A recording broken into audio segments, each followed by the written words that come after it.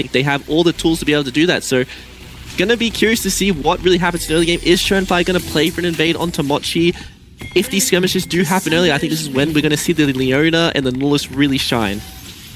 That we certainly could do, Tally. Let's load into the Rift then for our second series and the final one of the week. It's Grand Zero up against Direwolves. As mentioned before, Grand Zero sit atop the throne undeterred. 12 points on a single defeat to their name so far.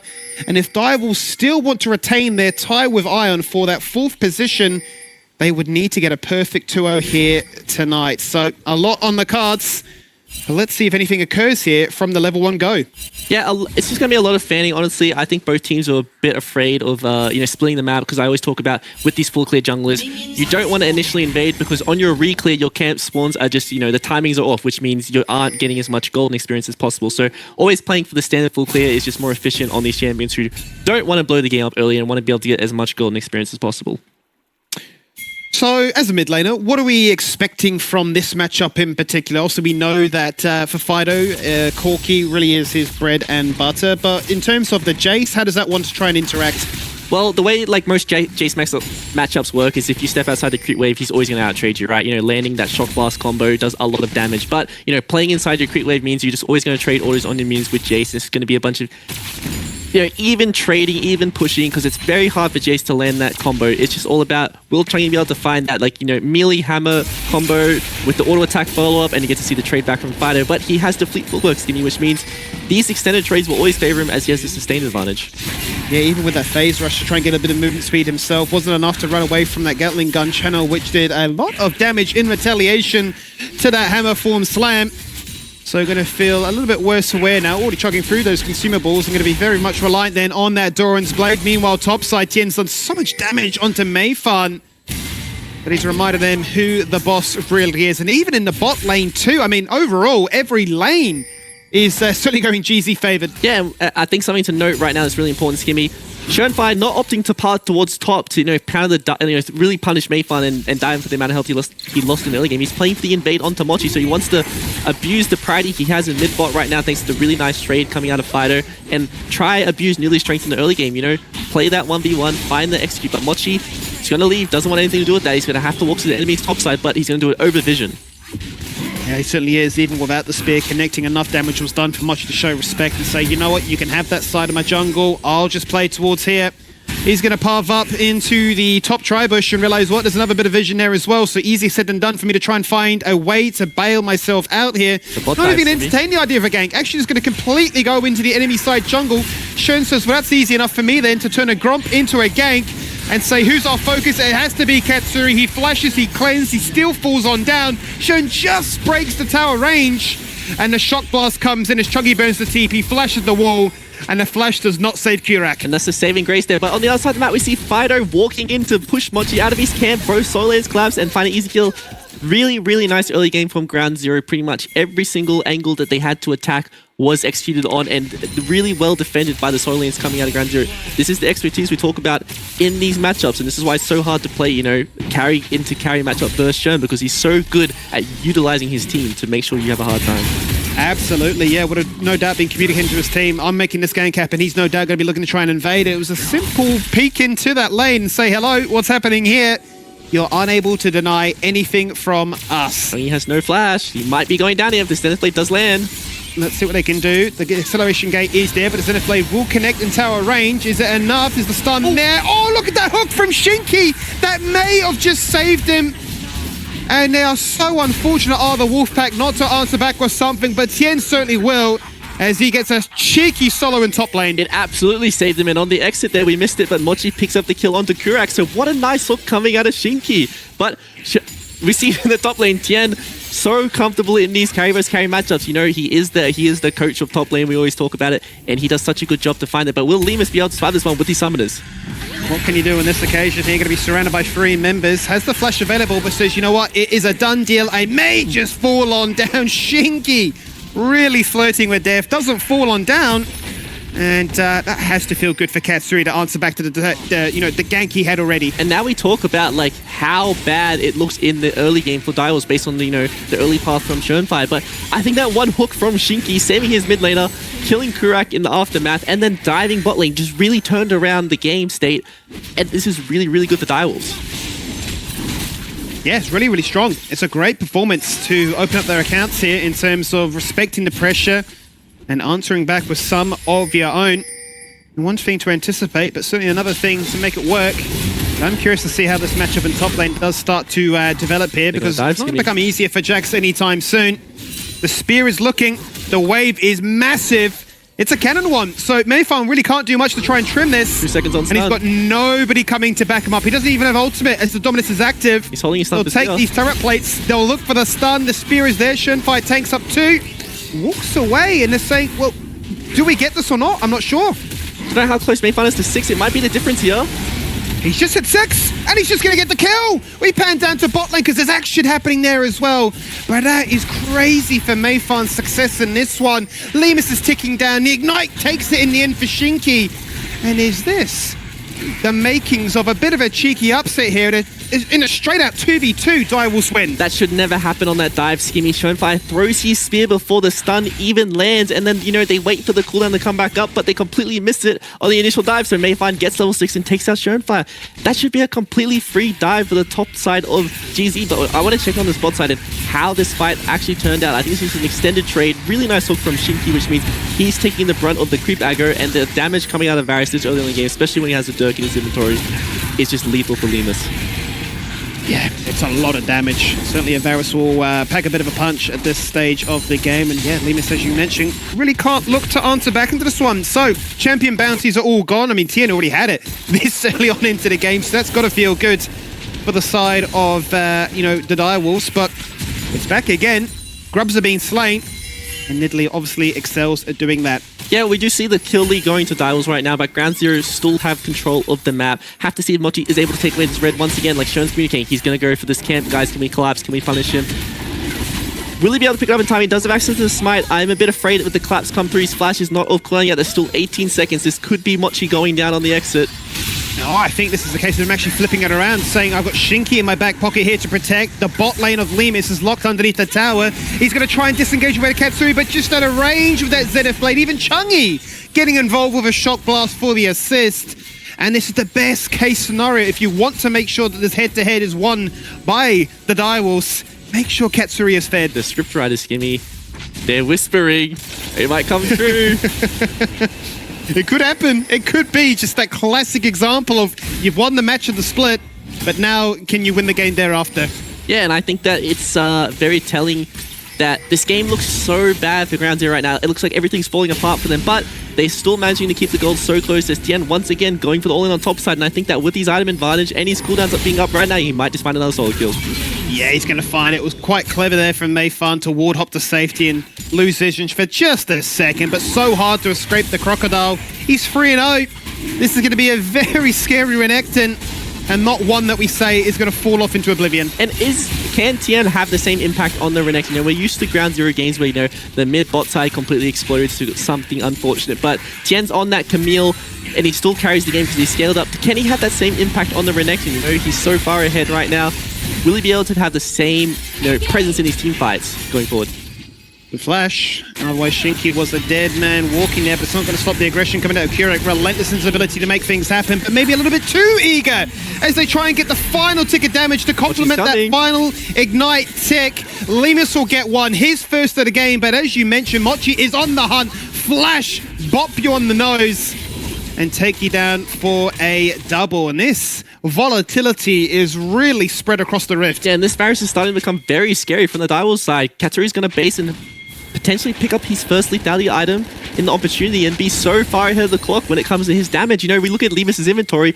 He doesn't have anything. He's got boots and he's got a bunch of swords in his hands, but unfortunately, he's not going to do the same damage that the Varus is right now. And when these skirmishes start happening, the Chains of Corruption is going to be the difference going forward. It could just be a case of running it back with 2 Varus games in a row. We saw just how strong Styx was and how far ahead he got with the lethality, and certainly Katsuri is working his way to that promised land as well in the exact same matchup, no less. So it is a very scary time if you are Lemus to think, okay, well, how do I actually become relevant again? Still going to be working, no doubt, towards that crit itemization, but going to be sorely behind and be much more reliant on the rest of his team to try and bring him across that finishing line, because as it stands, big lead for Fido, bigger lead for Tien, but the gold as an overall is dead even. Yeah, and I think that is thanks to Ground Zero's, solo laners. I think the saving grace right now for the GZ side. Both of them doing really, really well in their individual departments. Fido getting a lot of attention from his team, which means he's able to create this, really nice, 20 plus CS lead and scale up towards that triumph as soon as possible. And it's so important that these solo laners stay ahead, as we are seeing, two side laners from both sides. So whoever is going to be ahead will dictate the map in the mid game. Let's see where this game is heading towards, because every single time we check in with top lane, Mayfan's life is pretty miserable, quite honestly. Constantly locked underneath this turret, as to be expected given the fact that the Renekton's already got an Eclipse. Not an item you see ever too often, but it certainly means that he wants to snowball out of control. The counter-strike is there, he dodges out of it, flash forward, he can't find that final auto-attack. Does he dare decide to run past? Surely letting this turret die and deny all those minions. But I think he must feel so confident knowing that, look, this Jax is not going to be relevant for a fair minute. Yeah, they're just leaving top on an island altogether. Tien gathers this lead, all thanks to himself. Pretty much the only time we saw Schoenfire in the top lane was when he fell down and gave Mayfan his only kill. So really well played to Tien, be able to pick up 5 plates to himself. He's going to be an absolute monster. And if this fight does break out on the bot side of the map right now, as we do see Kurek on wards. Oh no. Oh no. That's devastating there from Katsura. He's flashed in a straight line. We saw it earlier today. The Ash arrow was always going to connect, and he's just going to throw away that lead, unfortunately. That really does bail Lemus out of a poor situation. He was keeping even with the CS, but that gold means the world. Oh no, Skimmy, indeed. They were on vision the entire time. Katsura, sometimes you have that, knee-jerk reaction and you just, press a button on your keyboard, and unfortunately the flash was in the wrong direction. Now speed lands on the Chungi, and he has to flash straight away. And he certainly does, not taking any chances with that one for the Nidalee dive to come on through. So let's see what the response will be here, because as a result of that, you can see just how much that gold meant. The shutdown was huge. And what we were talking about just a minute ago is that actually allowed Lemus to go back to base, pick up the Kraken Slayer, and actually not fall too far behind now, that of the Varus. Yeah, and we get to see the gold lead in top lane right now, and how much of an impact Tien is going to have. And I think something really important to note right now, he does have these TP, so any fight that breaks out on the map, he will be teleporting into. He's going to be close to a level 11, getting another point in that dominance, which is so important for Renekton. When you remember the buffs from a while ago, where they changed a lot of Renekton's strengths being into the later parts of his ultimate levels, but the sleep will go on to Renekton. I don't know if they have the damage to be. Let's see if they can try and go towards the spear across the wall from Schoenfire as he looks to entertain the idea of taking all 6 Void Grubs. In the end, says, I'll take you down as well. Easy pickings for the side of Ground Zero, but it's not working out too cleanly for them just yet. They've managed to find one. It's just a support, but Kurek's under threat right now as the shield expires. Same for his overall presence on the map. No supports featuring here. And with Tien dying too, it's actually a big win for Direwolves. Yeah, definitely. They finally get the shutdown. Unfortunately, goes over the Shinky. Does get the Warmos, but the arrow will land onto... Oh, nope, no one right now. So... Oh my god. Oh my god. Way too close for comfort. Whoa. Yeah, it does go wide. Fighter's going to Valkyrie in mid here, but Katsura has a lot of damage if he does want to commit it. Coming through. He's dead. I like how you just paused your sentence there. We didn't need to really say anything because it was truly a little bit of cinema action. But in the end, the TP comes on through. Chungi here to save the day. And this game's pace is so quick compared to what we've seen before. Yeah, this is action-packed, Skimmy, and the winner of all of this fighting, I always say it, is the person on the side lane getting as much goals as possible, and this is Lemus. There was 4 plates on this turret, so he's picked up 3 of them. Unfortunately, doesn't get the last plate for the plates fall off, but he's going to be able to get the turret if he decides to stay around. Going to be, the smart man and probably play it safe because he is getting collapsed on, so if he wants to overstay, he might fall down. Red team's turret has been destroyed. Well, the first turret of the game then falls on down, given the fact that Lemus was not interested whatsoever in grouping up with the rest of his team. He just wants to keep farming. He's given all this free space to really play catch-up and make sure that that gold lead that was so well put together in those first 15 means absolutely nothing. So, a bit of an easier map state for them to try and play around now, and I'm curious to see where they decide to turn their attention towards next. If that's an easy enough ability for them just to plant their bot lane in their mid too, and force Fighter to try and farm up those side waves. We see both objectives being up in the Dragon and the Herald, but Dio was just really late onto the map. You know, they try to stay on the map as long as possible to maximize their income, but this is the problem with, you know, delaying your tempo is you get to objectives late, which means they're heading over the Herald already and not in position to trade for the Dragon, even though I think they are extremely strong right now. And this game is probably going to get harder for them as time goes forward, you know, when those summons come back up, when there is more defensive vibes coming towards the ground zero side. And Mochi, caught out of position, might go down. In trouble right there, decides not to burn the Lilting Lullaby, thinking, you know what, I need to burn the Flash.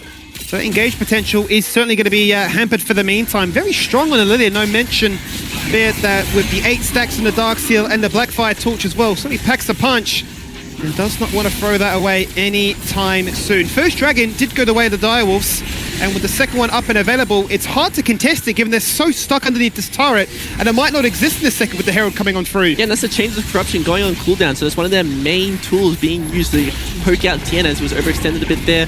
We still have... Dio still has access, you know, some of their main engaged tools. You know, we talk about the Lilia ult and the Null Assault being the most important ones, but you know, using the Rift Herald to rotate to the objectives and hopefully finally get another charge off in the end before it dies would be nice, but it's going to waddle back into mid lane on a very slither of health and be an easy pick up for Katsuri. Yeah, just another creep camp to pick up in the end there, so no interest really at this stage to go towards that Drake, and Fighter will eventually peel away to the top half of the map to begin the great trek of can we hit the 3-item dream? Because we saw what it meant for him yesterday, and it really did make him the MVP overall. Level 11 note coming across for a lot of these champions. First of all, found here by Schoenfire as he ticks across, already with that Leandri, so a very scary Nidalee at this point. As the Ashro immediately going to get cleansed out of, taking no chances with no tier 1 to fall back towards. And it just feels like as the game gets more and more into mid-game territory, Dio also forced to play a little bit more reactively. Yeah, and it's just so important when you're versing these cleanse carries to be proactive with your CC. Make sure that it is on cooldown so the next attack you go for can be abused. But Mayfun is caught out here. Will he go down, Skivvy? Surrounded by 3 members at this stage. As the counter-strike expires, yeah, he's unable to find anything to really force a bit of retaliation there. You can see Mochi just lagging behind, but very non-committal with the Swell Seed being dropped. I think this is just the prowess of Ground Zero in the mid-game right now. You know, they've got nothing has really happened, but we keep seeing the Gold League growing, and that's because of how well they move around the map as a jungle support, as a trio. You know, they're really enabling sides, always first to objectives, making sure that they're basing well as a team. You know, we'll probably get to see them all base at the same time here, get off the map, and then come back on the map at the same time, which means they can attack the next objective, which is probably going to be this Dragon. You'd imagine so, and at a really good point in the game, right? Because everybody on Ground Zero is just spiking. They've just picked up 3 items in the bot half of their game, so at a fantastic moment in which they can showcase just how good they are. You can see identical builds coming out from both the Varus as well as the Jace, really itemizing towards all that lethality on-use burst before that mitigation truly comes on through. And I'm curious to see which team feels stronger, because you'd imagine Ground Zero up with a 4K lead probably feel that way too. Yeah, they should absolutely feel stronger, and one of the main reasons why they should feel stronger as Gimme is because they have the engage tools. They blew the cleanse on Katsuri, so they have the option to attack the mid lane if that is the case. Chang'e does not have cleanse or tenacity, so if any of these arrows or these Leona ults land, it will mean death. And Katsuri is in a lot of trouble right now. He's going to be very, very careful. Got to sit so far back, just even look at the wave, not even get any of that CS, but even soak up any kind of experience at this point. You see all 3 lanes getting pushed further and further behind. And Ground Zero do be like a pack of sharks in the water, just swimming around, hunting for the next prey, waiting to see who dares look to try and challenge them. Yeah, it should be an easy setup for the Siege. Gimme, there's not much to really worry about. Mayfun does have access to the TP flank, but there are no wards right now on the bot side because Dials are kind of all over the place and they're not really setting up for any objective. Ground Zero are walking all over the map as they want, and there's no cleanse on Katsuri. As you mentioned, if there's no cleanse, they are in a lot of trouble. He burns the flash at the very end, but a fadeaway ignite says you're not escaping death today. And it will be Kurek that picks that one up. Can Mayfun get the turret before the TP comes in through? It doesn't really matter in the end, because it will be Fido that can quite confidently just walk away from that one. Yeah, and we get to look at builds as well and finally get to see the Phantom Dancer Ashe. This is the higher DPS variant of the Ashe, and it spikes much earlier than the Triforce counterpart. I know Lemus is a big proponent for always doing the most damage possible and relying on your mechanics as a player to avoid the damage that you need to. So nice to see that he's going to spike a lot earlier and have his choice of going into the Infinity Edge next, or if he needs the Armor Pen, that too. Well, It's a weird situation to find yourself in, given how well it went for the side of Direwolves. I'm curious to see how to look to try and claw this one back, because there's a part of you that thinks, well, the Fatality obviously needs to be in the driving seat, but with Chungy sitting on the tier that's only halfway towards being complete, I don't think there's really much liberty in them sitting around, because Fido's working towards the crit, Lemus as well, and whilst that's working, they're still hunting and they're still finding success. I think Mayfan probably just had the most miserable time of them all here. Now 1 and 4 really being pulled apart, and I think it just draws a lot of attention towards the fact that you mentioned Direwolves are all over the show and their vision ceases to exist. Yeah, and we never ever get to see Direwolves outnumbering a Ground Zero member, right? It's always Ground Zero, multiple members picking up someone out of position, really abusing the fact that they have these pushing waves in multiple lanes. And now that they get to see Mochi's on the bot side, they're pulling the Baron straight away, and they still have these tools to turn if the enemy does decide to walk into them. Do certainly love the little cheeky Baron on spawn. Any crazy shenanigans to try and steal this one away, or is it always going the way of GZ? That to be picked up by Fido. They find the fight thereafter. Shinky, the only one that looked to try and put up a bit of a contest. A flash to go forwards, and the hero and Fido to get it all done, basically, as nobody falls on down from their side. Yeah, very easy Baron pick up the Ground Zero. They find the pick. They have the vision control from the initial deploy earlier. They see that Direwolves are out of position, and they just pull the trigger straight away, and this is thanks to like the double 80 carries doing so much damage to Baron, especially Lemus with his build currently will do a lot of damage to Baron. Even Schönfire, Nidalee is a very underrated Baron taker with the attack speed story to give to your teammates, really abusing that to take a really easy Baron at 20 minutes.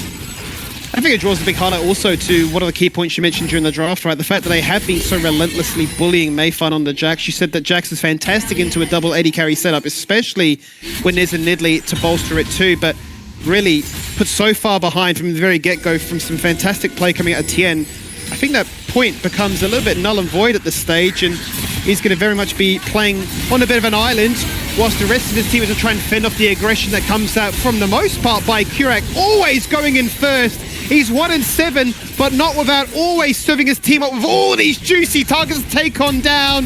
A flash forward volley, a rocket from afar. All they can get is one. As how has that happened there? Lemus is asleep. He's sleepwalking as he chucks out the Ash Shoal. Fido's had enough. Across the wall they go. Now Schönfire joins him and says, nowhere is safe on the Rift. Do you want to cause an upset? Not on our watch. Yeah, and what a different game state we look at. Based on what we saw in the early game, we're like, wow, Direwolves has done a really good job to attack the weak points of Ground Zero, punishing these mobile champions, winning these skirmishes, winning these lanes, pincering on the fact that Ground Zero was doing some misplays in the early game. But we look at the game state now, and it's so one-sided, and this is all thanks to how good Ground Zero is at the macro game. All three inhibitors all falling down in very quick succession. Not very often you see that happen, but that's the game state we're in right now.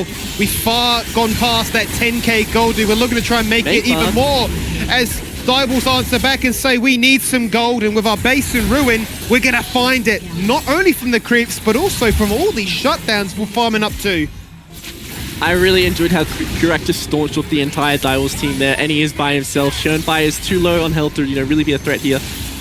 Have to see as, Fido did TP to the base and he is ending the game. If, we can see that in the bottom corner, but what is going to happen with the rest of the team if they're not going to worry about the base?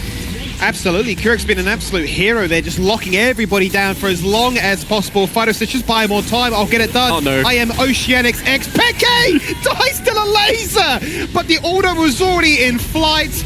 And what a crazy way to start off that series. Yeah, another great way to end the game from what we saw last game as well. Another banger ending. I thought Fido had it maybe Valkyrie into the fountain with the Jace knockback, but he does get the Nexus execution at the end there, and a really, really clean macro game from Ground Zero.